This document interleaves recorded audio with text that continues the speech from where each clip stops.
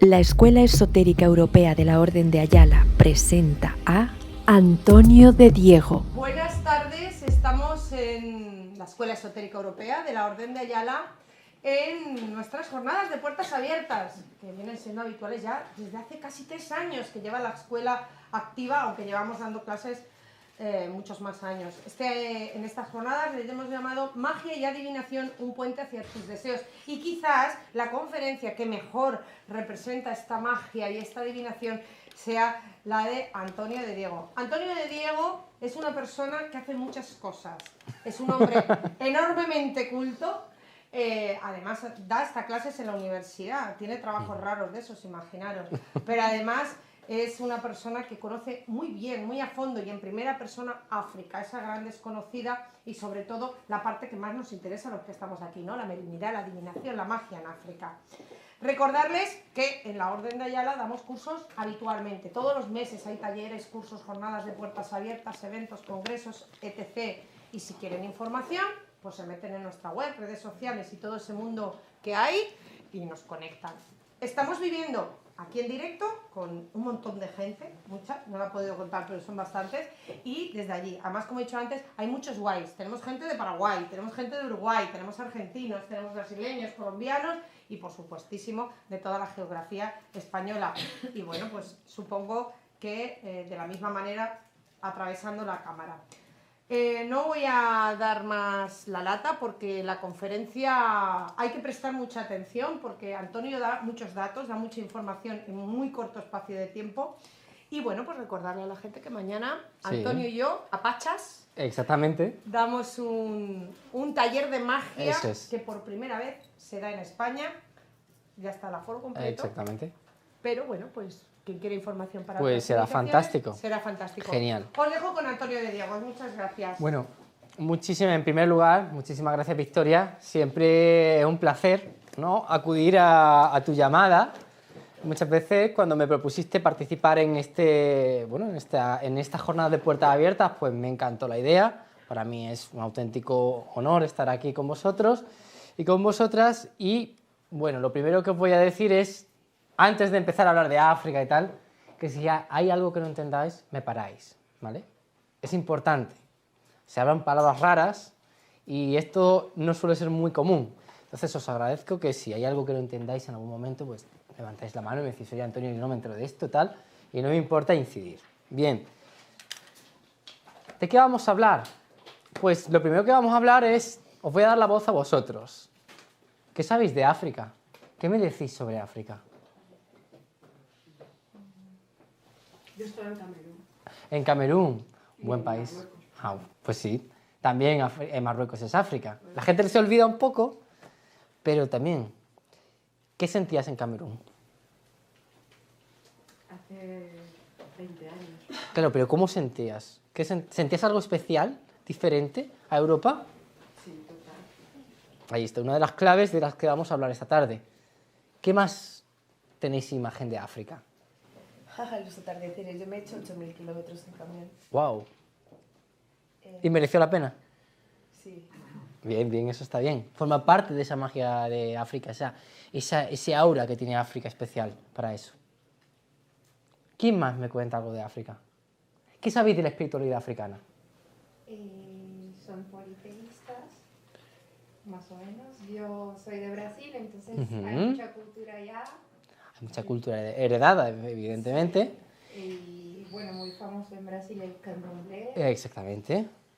Y, bueno, Yo, una de las cosas que me voy a plantear esta tarde es deciros que esa visión del politeísmo africano no es cierta. Bueno, no, es que eso es algo que no se conoce, ¿no? A mí me costó también trabajo entenderlo, pero eso del politeísmo, de que tienen muchos dioses, no es cierto. Tienen otro tipo de relaciones. ¿Y toda África es igual? No. ¡Aleluya! Mis alumnos de la universidad no dicen eso. Me alegra por lo menos que me digáis eso, porque me alegra muchísimo. Y principalmente porque de África tenemos muchas imágenes, pero a pesar de estar relativamente cerca, sabemos muy poco. Y sabemos muy poco porque vivimos en un mundo imaginario. Vivimos en un mundo que nos han querido construir una imagen que no es.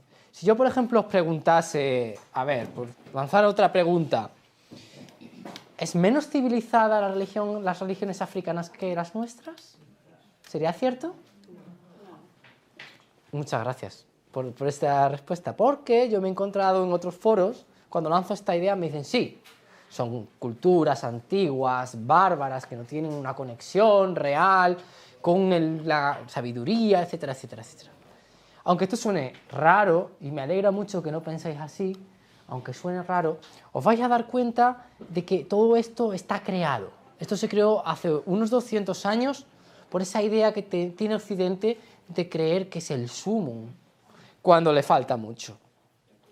Como decía... Sí. No, que es precisamente por eso de que sean culturas tan antiguas y bárbaras, pues lo que tienen una sociedad mucho más desarrollada que... No tienen por qué ser bárbaros. Ahora vamos a hablar... No digo bárbaras, que lo llaman bárbaras. Claro, que tienen una espiritualidad, yo digo, mucho más real que la nuestra. A nosotros, el mundo en el que vivimos, nosotros vivimos en un mundo que se basa en lo fugaz, en lo inmediato, en la rapidez. ¿A que sí? ¿A que siempre vamos con un reloj? En África eso no pasa, no suele pasar. Ojo, vivimos asfixiados, vivimos presos de nuestros deseos. ¿A que sí? ¿A que siempre estamos deseando? ¿A que nos hacen que deseemos? ¿A que siempre estamos esclavizados? Pues esto es algo que el mundo espiritual africano se da cuenta e intenta remediarlo. Esa es la gran diferencia entre nuestro mundo moderno, aparentemente moderno, cómodo, y el mundo africano que nos parece tan ancestral. La palabra no es bárbaro o antiguo, es ancestral. Conecta muy bien con lo que nosotros somos. ¿Qué os cuento un poquito?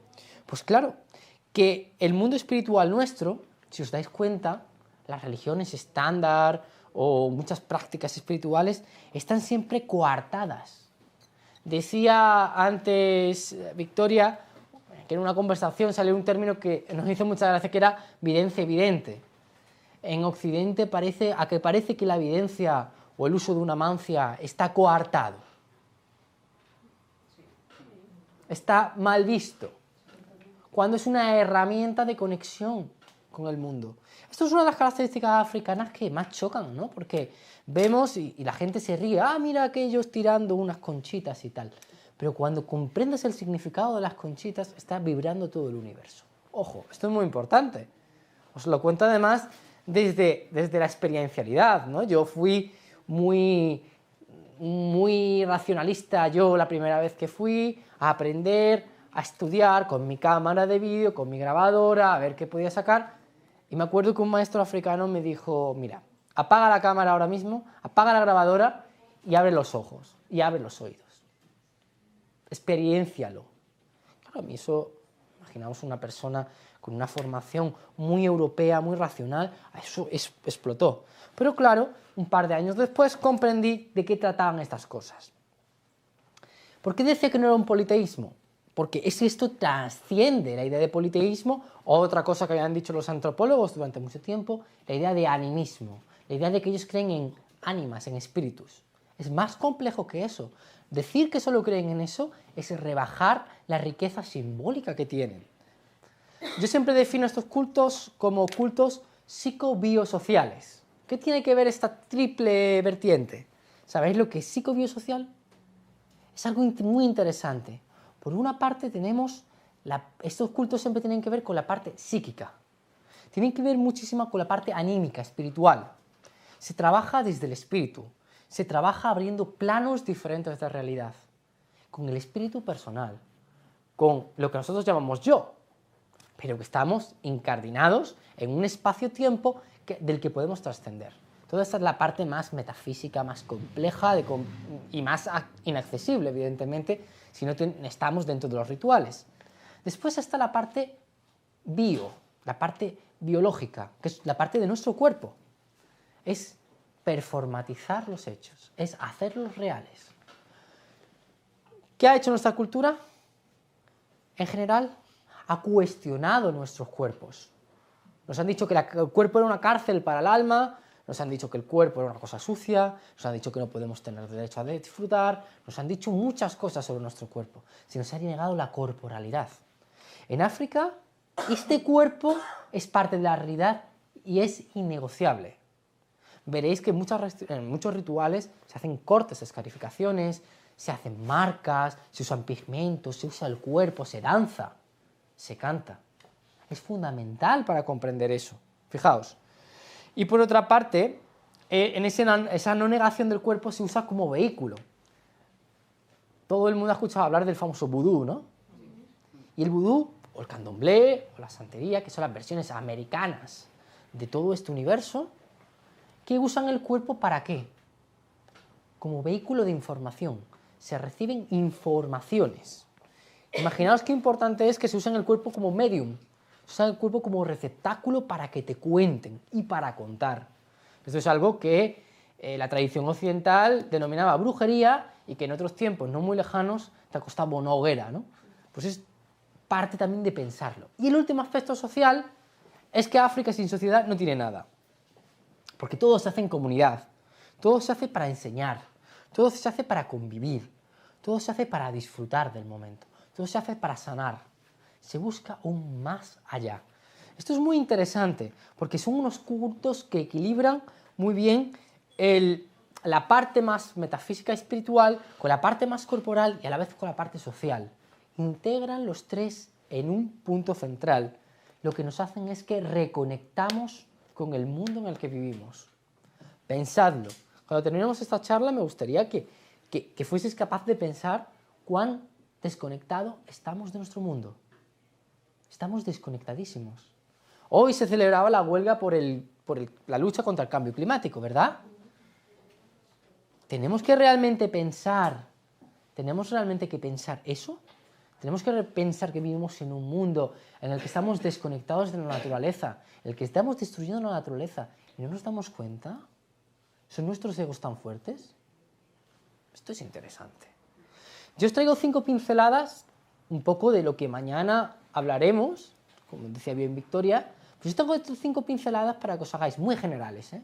No entramos en detalle en culturas, porque podríamos hablar pues, de la cultura de la que yo soy especialista, de los Hausa de Nigeria, podríamos hablar de los Yoruba, del sur de Nigeria, podemos hablar por ejemplo, de la gente de Sudán, podemos hablar de los egipcios, podemos hablar de tantísima gente, de los bantúes. Hoy lo que vamos a hacer es una visión general. Si os interesa, ya os digo, tenemos este taller en el que ya profundizamos en cada cultura y en el que os damos una visión más profunda en ese sentido de todo el entramado que hay. Pero en este aspecto yo quería traer 5 características. Os voy a enumerar las 5 características. La primera es Dios como fuerza inteligente. ¿Os habéis planteado alguna vez que Dios no es un señor con barba sentado en un trono? ¿Verdad? ¿Sí? ¿Y no será más bien una fuerza que une el universo, una fuerza inteligente que dota de coherencia este universo tan caótico? Es muy interesante. Las culturas africanas van hablando, por ejemplo, de diferentes figuras. Algo que a mí me sorprendió cuando yo empecé a trabajar estos temas era cómo todo esto se iba repitiendo. Y era cuando yo se lo decía a mis compañeros, que son filósofos, son gente respetable, de corbata, de chaqueta y corbata, ven ustedes que yo no me he traído la corbata, fundamentalmente me daba cuenta de algo que a mí me dejó alucinado.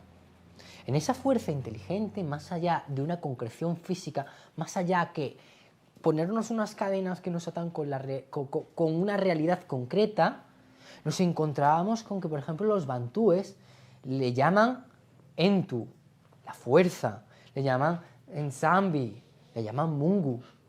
Todo tiene que ver con la fuerza, con el que posee la fuerza, el que tiene la fuerza, el que trae la fuerza al mundo.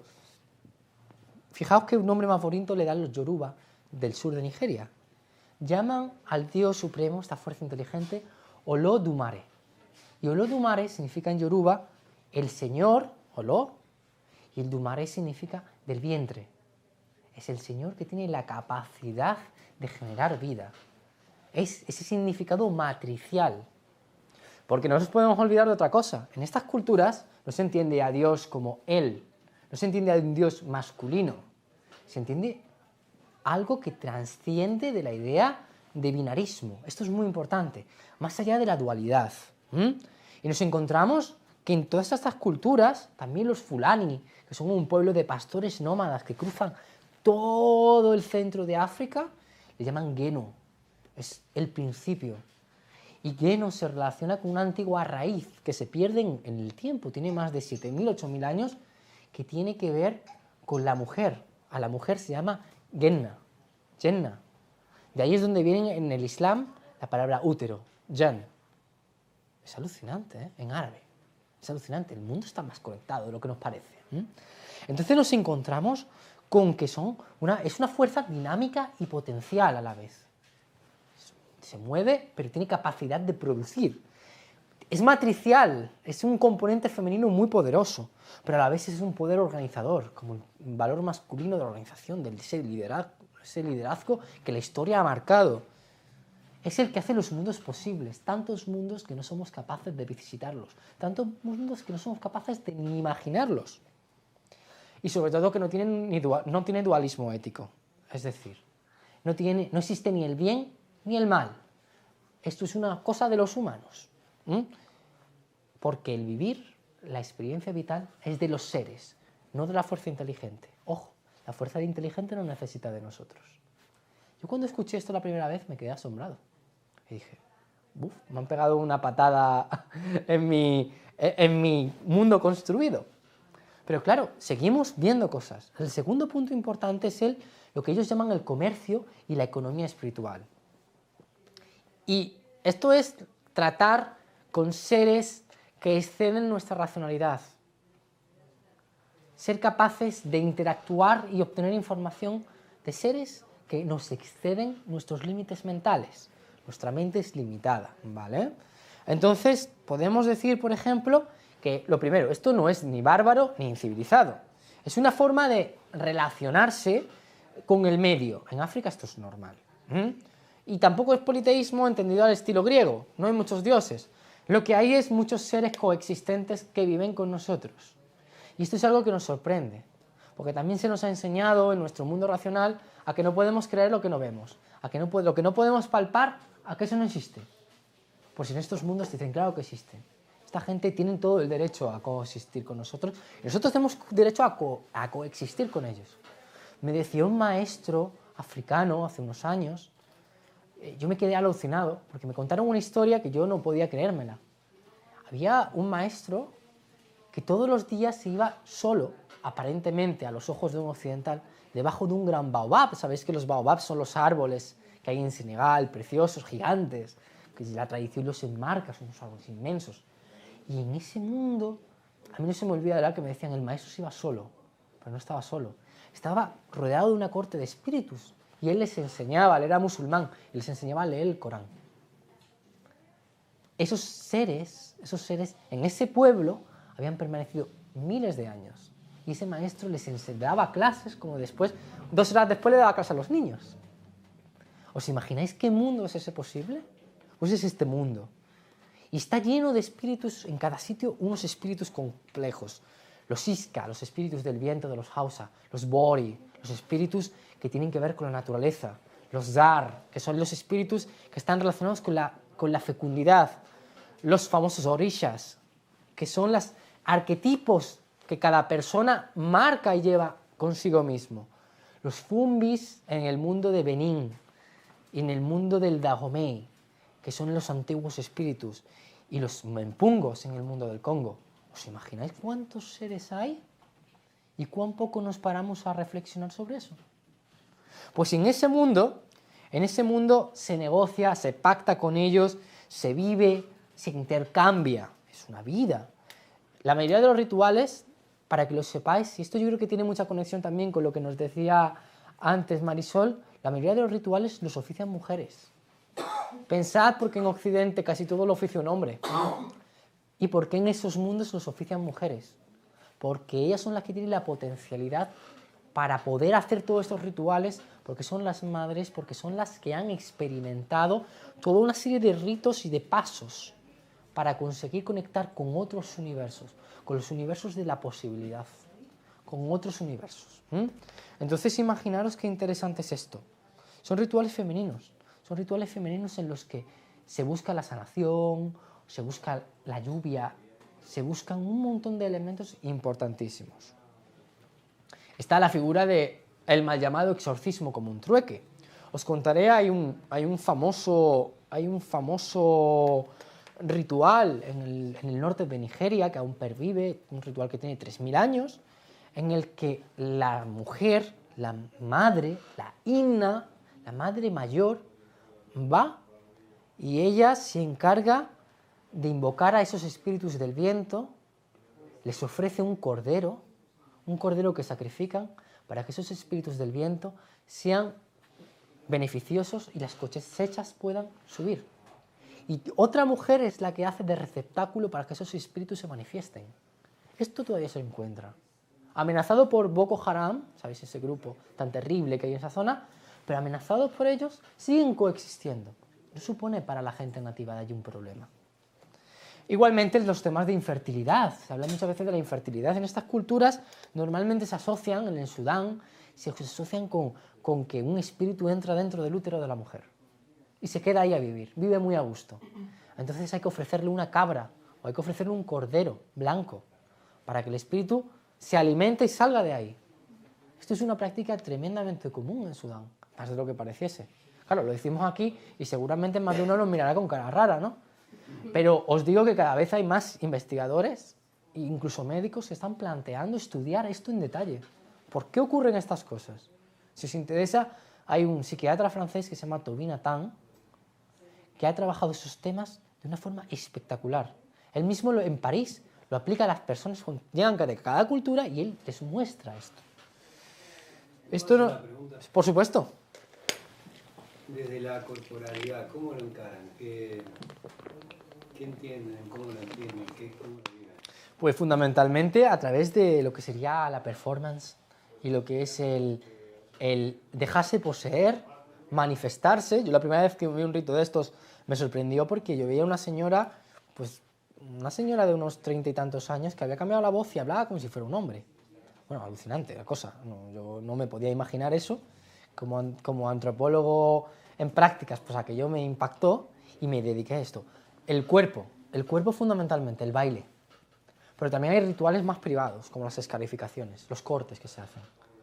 Hay determinadas personas que necesitan purificar su sangre. ¿De qué manera lo viven? ¿Cuál es el simbolismo? ¿En qué lo apoyan para hacer esas cosas? ¿En qué lo apoyan? En hacer presente el mundo espiritual en la tierra. Y eso solo se puede hacer desde el mejor receptáculo que tenemos, que es el cuerpo. Se puede manifestar en la naturaleza como un rayo, como agua, etc. Pero en el cuerpo se manifiesta y es la vehemencia para que una persona como tú y como yo podamos creer que eso existe. Porque si yo lo veo en una hermana, lo veo en una madre, tiene más capacidad de verdad, ¿verdad? Entonces las iniciaciones obligan a eso. No sé si te he respondido. Bueno, me quedé con lo de vehemencia. ¿Se basa en eso fundamentalmente? Tiene un punto de vehemencia muy importante y también de experiencialidad. La persona también descubre que hay otros grados de conciencia, no solo la conciencia activa, sino que hay otros grados de conciencia. Es complejo de explicar, es difícil de explicar. Es como con los trances. Es un trance. Es un trance. Sabes que también es mucho psicosomático. En los psicosomáticos siempre jugamos con ello porque nuestro cuerpo en este momento está conectado. Sí, sabemos que el cuerpo es simplemente un receptáculo que tiene una vibración.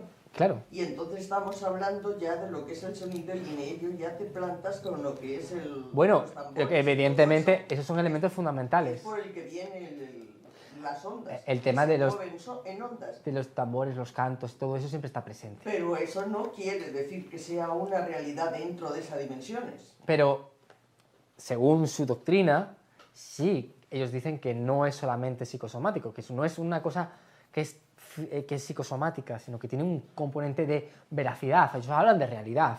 Es que hacemos como los patitos, sigue el hijo, sigue a la madre, como el patito sigue al primer animal que ve. Y de esa manera formas por simpatía una relación. Claro, yo no creo que sea hasta ese punto. Yo creo que ahí hay algo más, pero claro, eso no lo tendrían que responder uno de ellos, ¿no? Los que les hacen un ritual. Si no es algo más palpable, que podamos entrar a Yo verlo creo que en no la hay que televisión. responderlo, hay que experimentarlo. Exactamente. Eso es lo que dicen No hay ellos. respuesta. Eso es lo que dicen ellos. Y eso es ahí Eso donde es, están no los podemos límites. entrar en polémica porque respuesta Claro. no hay, si no lo experimenta uno. Exactamente. Ahí es donde están los límites. Pero es que tú puedes experimentar una cosa y no ser real. Nosotros partimos de la base de que si ellos dicen que es real, tiene un componente de realidad. Ya el escepticismo de cada uno pues es nuestra propia forma de ver la realidad, ¿no? Por lo menos yo creo que ese es un límite, pero es un límite que también entra dentro de toda una tradición. Hay que comprender su Weltanschauung, su cosmovisión, ¿no? Entonces, claro, lo que al final se convierte en ellos es en administradores del poder, son gestores. Por eso se dice que ellos no tienen una ética como nosotros dual. No existe lo bueno y lo malo, sino lo que existe es ser responsable y ser irresponsable con el poder que se te ha dado. Eso también es un punto interesante de debate que si queréis después comentamos.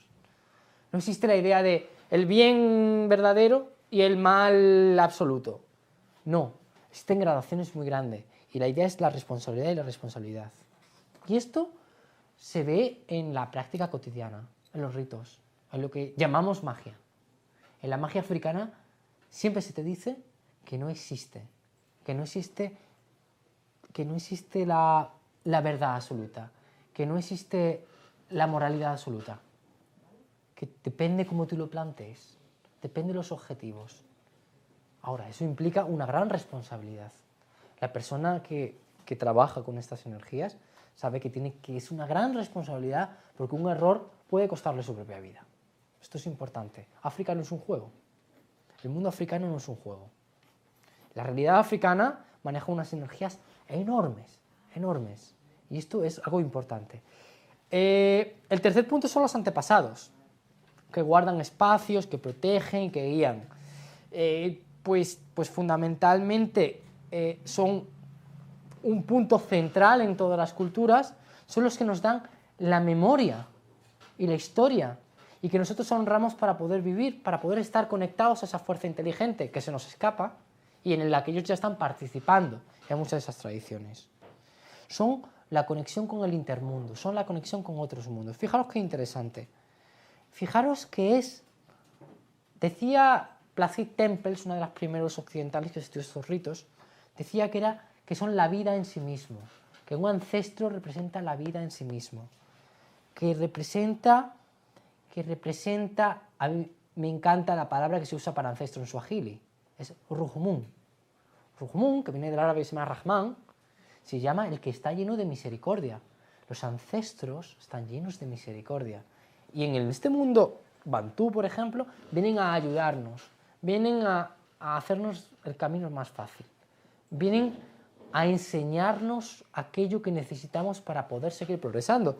Por eso los ancestros son un punto central en los cultos africanos. Y claro, estos dos aspectos, tanto el comercio espiritual como los ancestros, que también son vínculos con la comunidad, van intrínsecamente unidos con la idea de protección. En la magia africana todo es protección. En África todo es protección. En África hay desde los seres más luminosos a los seres más oscuros y densos que os podáis encontrar. Pero porque son universos ancestrales, en los que la razón todavía no ha podido mermar la presencia real de todo esto. Entonces, en un universo que lo contiene todo, y en un mundo en el que no hay una ética binaria, no hay una ética dual, no hay una ética del bien y del mal definido, la protección es básica para ti. Los amuletos, los talismanes, las piedras, los rituales, nos protegen y nos dan fuerza, nos blindan, son la coraza espiritual necesaria. Hay una metáfora preciosa que escuché una vez, fue en Senegal, que decían, ten cuidado y no mires al sol porque te puedes quedar ciego. Y si miras, ponte por lo menos la mano, ¿no? Le faltó decir, si miras, ponte la lente ahumada. Pero se estaba refiriendo a eso. El ir al plano espiritual, el ir al plano del más allá, de lo no conocido, de lo ignoto, es tremendamente peligroso. Tremendamente peligroso si no tenemos las herramientas, y las herramientas son la protección. Conocer el mundo en el que vivimos, conocer, por ejemplo, las plantas del bosque que curan, las plantas del bosque que protegen, conocer la interacción con los animales, mi tótem, mi clan, mi herencia, mis ancestros. Todo esto es un gran ejercicio. Es un ejercicio de defensa, es un ejercicio de poner orden en la realidad. Porque no nos podemos, todos sabréis que siempre hay alguien por ahí díscolo que a veces nos tiene envidia, nos genera problemas, y estas personas son las que se aprovechan precisamente de estos conocimientos que en estas sociedades están demasiado expuestos para pum, pum, pum. Eso, todos conocéis los famosos muñequitos vudú.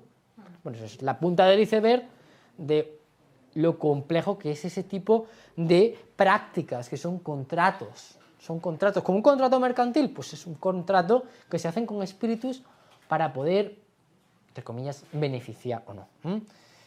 Voy a ser rápido, ya me queda un punto y paso vuestras preguntas que seguro que os apetecerá preguntar, porque si no voy a hablar mucho y eso a veces se hace aburrido.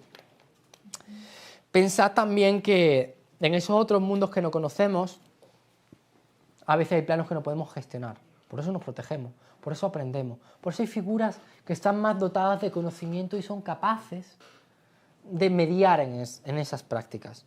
Fijaros, es que aquí es muy importante el secreto de iniciación. Cuanto menos personas conozcan tus secretos, menos podrán atacarte.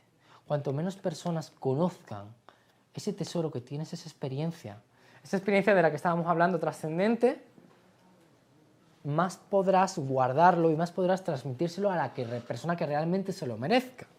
Entonces, esos son ejercicios de merecer, no se pueden dar dones regalados. Y, por supuesto, fijaros en una cosa, como decía, nuestra lógica dual, nuestra lógica filosófica occidental no funciona en estos puntos, funciona la práctica. Por eso la magia africana es eminentemente práctica. Por eso la magia africana no tiene tantas fórmulas y tiene tantos, sino tiene ritos inmediatos. Pero no la inmediatez que la que vivimos, que nos asfixia nuestro tiempo. Es una inmediatez que cruza planos de dimensiones, de universos. Eso es interesante. Y por último, por supuesto, pues el carácter comunitario. Pues imaginaros que todo es social.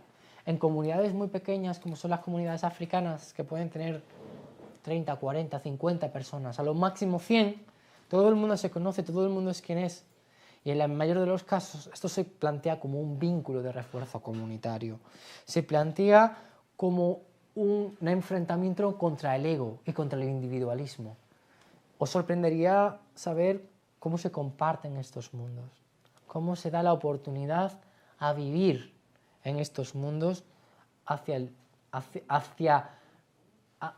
algo más allá de nuestro ego, hacia dejar de vernos a nosotros mismos para ver una comunidad, para ver algo que es más complejo, porque ese individualismo es percibido como lo negativo, porque es una espiritualidad que necesita el grupo, que necesita el apoyo de otras personas, de los ancianos, de los niños, para poder interactuar. No es una mística. El mundo espiritual africano no es mística, no es solipsismo, no es estar dentro de uno, es proyectarse hacia la comunidad, compartir el conocimiento que se tiene, curarse el uno a los otros, compartir la comida. Hay un punto muy importante en compartir la comida, porque en el fondo, y este es el punto central de toda esta espiritualidad africana, se busca el bien común. Y a partir de estos 5 puntos podríamos hablar horas y horas de diferentes. Yo os he traído un ejemplo, que es el libro que acabo de publicar, que también que lo vean nuestros espectadores, es el libro que acabo de publicar sobre una práctica concreta, que es el sufismo, que es una parte como es más espiritual del Islam, pero enfocado en África. Cómo se vive ese cruce entre el mundo africano y el mundo islámico. Os sorprendería saber de eso. Es un mundo muy desconocido, pero que no pierde esa esencia de estos 5 puntos que os he contado. Y bueno, pues me callo, dejo vuestras preguntas y encantado de responderos. Hablaste de contrato antes, ¿a qué te referías con eso? Bueno, te explico rápidamente. ¿Habéis visto alguna vez las imágenes estas de los muñecos que hay en el Congo con muchos clavos? Eso se llama un inkisi, ¿vale? Un inquisi es una figura de madera en la cual se le atribuye un valor, pues un valor ritual, es como si fuera una hoja, un contrato mercantil, y cada uno de esos clavos corresponde a un pacto con uno de estos espíritus. Un pacto que puede ser, pues imaginaos, desde hacer que llueva, a que mi hijo se cure, a que, no sé, a que cuando llueva no se inunde mi casa, a que los cocodrilos no se coman mis cabras, etcétera, etcétera, etcétera. Son soportes diferentes, no por ello menos legítimos. Guardan, a su vez, son receptáculos de conocimiento y receptáculos de poder. Falsamente se les llamaba fetiches, pero no son fetiches, son contratos. Y cuando se dice eso hay que remarcarlo, porque parece que tú dices los fetiches, parece que es una cosa arcaica, antigua, pero no, es un contrato espiritual que firma la persona con un testigo, que es normalmente la persona sabia, en el caso, por ejemplo, de los suajili, se llama Waganga, y es la persona que se ocupa de todos estos temas. Entonces, esta persona, que normalmente se identifica con un anciano, por ejemplo, en este mundo del Congo se llama Tata, como el padre, el sabio, esta persona sabe, y sabe que cuando clavas ese clavo, has firmado un contrato, y ese contrato es vinculante, y tú le ofreces a ese espíritu, pues le ofreces, pues imaginaros, fruta, una cabra, algún tipo de esfuerzo personal, etcétera, etcétera. Entonces, bueno, eso es un ejemplo. ¿Y ese contrato se refiere a un trueque o se refiere a simplemente que dicen que suceda esto y ya está? O sea, que me proteja mi hogar y ya Depende. Tú proteges mi hogar y yo hago algo. Depende en el contexto que se haga. Hay contratos de trueque, por ejemplo, se contaba, por ejemplo, del útero y la cabra, pues eso es un trueque. Yo le doy al espíritu que se llama Zar, que viven en el Sudán, yo le doy al espíritu la cabra para que se la coma y deje el útero tranquilo y pueda tener hijos, ¿no? Eso es muy potente, está muy bien estudiado, ¿no? Y por otra parte, pues puede ser de trueque o puede ser, por ejemplo, un pacto que tú haces con tus antepasados para protección, para conocimiento, simplemente para lo que estaba antes contando Marisol, que claro, a nosotros nos choca mucho como occidentales y lo que ella está haciendo es precisamente volviendo a ese mundo ancestral del que nosotros tenemos, pero nos lo han hecho perder, nos lo han quitado, nos lo han borrado de la mente. Entonces, hay gente como Marisol que está haciendo ese trabajo aquí, está haciendo ese rol que allí es totalmente normal y común. Nadie se lo plantea, nadie se plantea tener que ir a un taller, ¿verdad? Sí, me está sorprendiendo porque me estoy identificando mucho. Claro, porque esto es Africano, el mundo, claro, pero precisamente porque a nosotros se nos ha esquematizado todo eso. Te mueres y te vas al paraíso, y cuando te quedas en el paraíso, pues te quedas allí flotando Dios sabe dónde, o antiguamente en el purgatorio. No, aquí los espíritus tienen un trabajo activo, es que son tu herencia, sí. Pero entiendo, o por lo menos es lo que también se dice, no sé si es magia negra o hacer trabajos de vudú, que se entiende que sería con espíritus. Es que no sé si es ya estar en el mundo dual, pero bueno, de vibraciones más bajas o en definitiva con el demonio, como lo quieras llamar. ¿Eso existe? ¿Es leyenda? Volvemos a la casilla de salida en la que decía que no hay una ética dual, con lo cual no hay ni cosas buenas ni cosas malas. Todo se puede. Tú usas la naturaleza. Los espíritus esos viven a la naturaleza y tú los diriges. Según tu grado de poder, según tu grado de conocimiento, tú eres capaz de manipular esos espíritus. Pero claro, manejar un espíritu de esos, a mí me contaban una vez, un señor mayor del Congo, me contaba una cosa que a mí me impactó mucho, personalmente a mí, y era de, sí, yo puedo ordenar que maten a una persona. Dice, pero la carga y la responsabilidad es tan alta que a ver si soy capaz de soportarla. El problema no es un tema de hago un pacto con el demonio es un ser malvado que disfruta haciendo el mal. No, el problema es que por eso ellos se protegen, porque toda acción tiene una reacción en estos mundos. Bueno, en estos mundos y en este también, pero en estos mundos especialmente. Y esos espíritus no tienen especialmente una predilección por lo bueno y por lo malo. No saben que existe. Tú les ordenas y después ellos van a evaluar. No van a evaluar, sino que va a volver ese espíritu y te va a decir, quiero mi pago. Pero no tiene por qué ser una cosa mala. en sí. Pero esa vuelta, ¿a qué te refieres? ¿Va a volver el espíritu a exigir el qué? Puede, por ejemplo, si es en un pacto, es un trato, el espíritu vuelve a exigir. Porque partimos de la que son seres vivos, como nosotros, esos espíritus. Los espíritus de planos superiores Son- nunca van a volver a exigirte. Pero esos son nuestros ancestros en esas tradiciones. Ah, eso no sé. Los otros espíritus son, a ver, ¿cómo os pongo el ejemplo? Como duendecillos del bosque. Bueno, no penséis que son como duendecillos del bosque, pero imaginaos que viven en la Entidades en naturaleza. otros planos. Entidades en otros planos, exactamente. Entonces, Pero que esas entidades no tienen por qué... Sí que es verdad que vuelvo a caer a lo mejor en la dualidad, pero no tienen que ser tan benevolentes.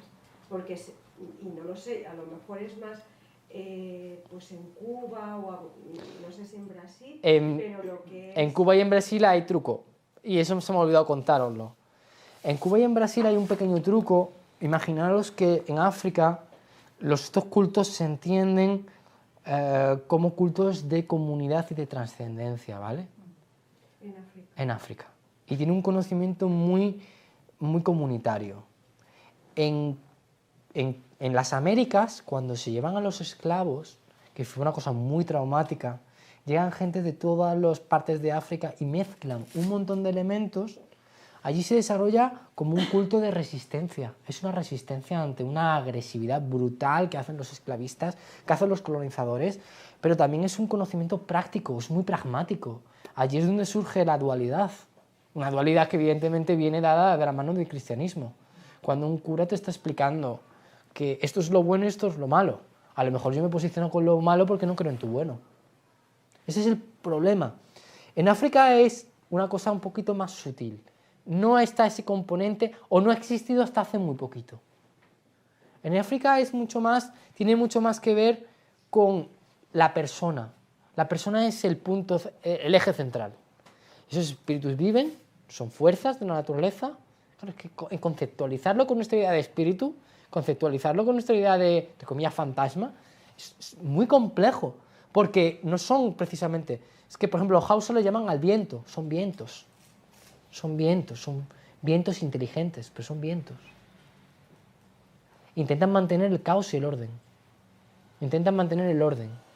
Por eso esos rituales no suelen ser de restitución inmediata. Cuando tú haces un ritual, los rituales, por ejemplo, que se hacían en Nigeria, estos del viento, son inmediatos, son de restitución. Hay algo que se ha descuadrado en mi mundo, algo se ha movido del orden y hay que volverlo a poner antes de que afecte a más gente. Pregunta, ¿cómo se quitan cuando los espíritus te molestan? Preguntan por aquí. ¿Qué espíritu y qué molestias? Preguntaría yo. Pues eso hay que acudir a una persona que sea experta y que domine la materia. ¿Cómo sacar Exactamente. los espíritus de la casa? Preguntan. ¿Cómo sacar los espíritus de la casa? Pues lo mejor es intentando tener oraciones que sean lo más positivas posibles, pues también esos rituales que tienen que ver con la conexión con, por ejemplo, con los ancestros, buscar entidades protectoras, etcétera, etcétera. Por acá dicen también, ¿y nosotros sin saber nada tenemos que pagar algo que hicieron nuestros antepasados? Son las leyes del mundo, no podemos hacer otra cosa. Es complejo, lo sé, lo siento, pero es complejo, ¿no? Esto es lo complejo del universo.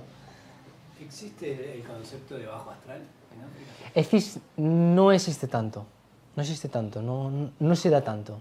Eso se da, por ejemplo, más en los cultos africanos más contemporáneos que tienen que ver, que han tenido encuentros con el espiritismo, pero no tienen ese sentido. Sí que existen, digamos, lo que en la literatura etnográfica se denominan tricksters, tramposos, que son una especie de geniecillos que se dedican a fastidiar dulcemente y que a lo mejor pues se llevan cosas de tu casa, te quitan dinero y tal, pero no en el sentido de bajo astral. Más preguntas, más cosas que tengáis curiosidad. Pues hablaste de responsabilidad. ¿Qué es necesario saber antes de entrar al mundo de la magia, iniciarse, por ejemplo, en la magia africana? Pues sobre todo tener muy claro que se quiere entrar en ese mundo, que es un mundo muy complejo, que si se toma el paso, que uno se proteja muy bien, que busque un buen maestro. Eso es muy importante, porque si no, está perdido. ¿Y cómo saber cuándo los espíritus son afines o no tanto? Pues ese es el trabajo del especialista. Esas culturas tienen unas personas, hombres y mujeres, que son especialistas, que se llama, que tienen diversos nombres y que todos son especialistas pues, en ser capaces de canalizar todo eso y dar respuestas pues, a través de oráculos o dar respuestas a través de sabiduría tradicional. ¿Por qué es necesario la muerte de animales en algunos ritos? Bueno, ese es un tema tremendamente polémico. Soy consciente de ello. Yo no hablo por mí, importante. Yo hablo de, pues, un poquito desde desde la historia. Y es importante porque en el fondo todo sacrificio exige dar un elemento extra, ¿vale? Hoy quizás un cordero no significa tanto para nosotros, pero imaginaros 1000 años atrás, ¿qué valor era un cordero, verdad? Hoy a lo mejor sería mejor hacer un sacrificio de otra forma. Pues mira, me voy a quitar... Exactamente, me voy a sacrificar mi tablet, ¿no? Pero claro, en estas culturas tened en cuenta que tiene muchísimo peso lo telúrico, tiene mucho peso la tierra. Esa tierra y esos espíritus necesitan de elementos reales. Otra pregunta dice, ¿eso que estás contando tiene algo que ver con lo que llaman magia negra, espiritismo o budismo? Budismo, ¿no? Que creo que se refiere a vudú, ¿no? Me imagino. Claro, no te preocupes. Tiene que ver en tanto que muchas de las tradiciones contemporáneas espirituales han bebido de elementos africanos, precisamente por el poder y la potencialidad que tiene y por la pureza que tiene. Después son historias totalmente paralelas. Por ejemplo, el vudú se desarrolla en Haití en un contexto de represión absoluta. Es lo que le da su libertad como país. El espiritismo que se practica en Latinoamérica también tiene muchos elementos de esto, pero también tiene su idiosincrasia particular. Tiene una gran interrelación porque en el fondo estamos hablando de otros planos de realidad. Sí. Al no creer en el viaje astral, ellos al hacer todo uno de esos rituales en el que, por ejemplo, piden protección de su casa, si contactaran con espíritus que nosotros llamaríamos del bajo astral, de planos inferiores, y para pedirles algo, estos espíritus inferiores no les devolverían algo como algo negativo. Por eso hay que protegerse. Pero por eso hay especialistas, es decir, aquí la gente no hace magia en sus casas libremente, o sea, la mayoría de los africanos no se compra un libro de magia africana, ¿no? y se plantea hacer magia africana en su casa. Eso se hace en un contexto comunitario, guiado por un maestro que tiene muchísimos años de experiencia, es un anciano, entonces sabe cómo proteger. Yo me acuerdo una de las primeras veces que estuve en África y veía todo el mundo lleno de talismanes y amuletos y tal. Y yo me sorprendía y me decían, no, es que esto aquí es necesario. Es necesario porque en el fondo, si tú quieres poder interactuar con esto, tienes que estar muy bien protegido. Te tienen que proteger. Porque si no, es que puedes caer. Lo más peligroso no es que te devuelvan cosas. Lo más peligroso es que tú te quedes atrapado en esos intermundos. Que tu mente se quede atrapada. Porque muchos de estos rituales llevan viaje en sí. Viaje astral. Lo que nosotros llamamos un viaje astral y que está presente en todas esas tradiciones como un trascender más allá. Y entonces en ese viaje astral sí que tienes que estar muy bien guiado. Pues ahí te puedes quedar atrapado. Los de los espíritus allí se solucionan rápido, te hacen una mezcla de hierbas, te dan unos cuantos baños y normalmente se quita rápido, es un mal menor. Pero el peligroso es quedarte atrapado en uno de esos planos y es lo que nosotros vulgarmente nos llamamos quedarse loco. Te quedas fuera de la realidad. Sí. Es un poco personal, pero Sí. tú has criado en una cultura cristiana Sí. y después cambiado, porque yo soy de Sí. familia cristiana y empecé a frecuentar un poco Sí. el candomblé y es muy difícil de comprender y yo vivo una dualidad, como hay cosas que creo y no creo y para mí es muy difícil no creer en los dos. No sé más, ¿cómo? No Yo sé. creo que lo estás expresando fantásticamente, te estás respondiendo a ti misma. Por una cosa muy sencilla, mira, acabas de decirme una cosa importante. Vienes de una cultura cristiana, pero tu propio cristianismo en Brasil está influido por ello. Y por otra parte, claro que tienes que creer en los dos, porque tiene un componente muy alto de realidad. O sea, la gente que ha estado en un ritual, y yo me he acercado a este mundo como académico, al principio, ¿no? Y llega un momento en el que tu visión estéril de académico se rompe porque ves cosas que tú no eres capaz de comprender. Es que no es que ni sea ni bueno ni malo, sino simplemente es que existe.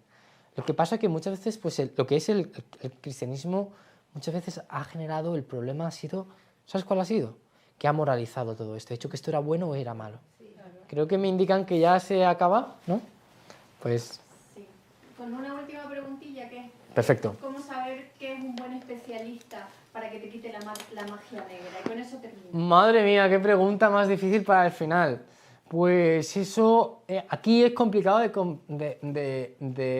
responder, pero allí es muy sencillo. Usa el boca a boca y te darás cuenta de quién es bien, de quién es el mejor. Exactamente. Pues muchísimas gracias a todos.